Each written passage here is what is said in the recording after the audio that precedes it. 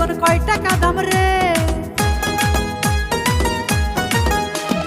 ওই ছাড়া তোর কালা বেগুন ভালো লাগে রে, কত টাকা বিক্রি করবা বলো আমারে? আরে ওই সেরি তুই আমার বেগুন কিনতে পারবি না, উল্টা পাল্টা দাম বলিয়া ভেজাল করিস না।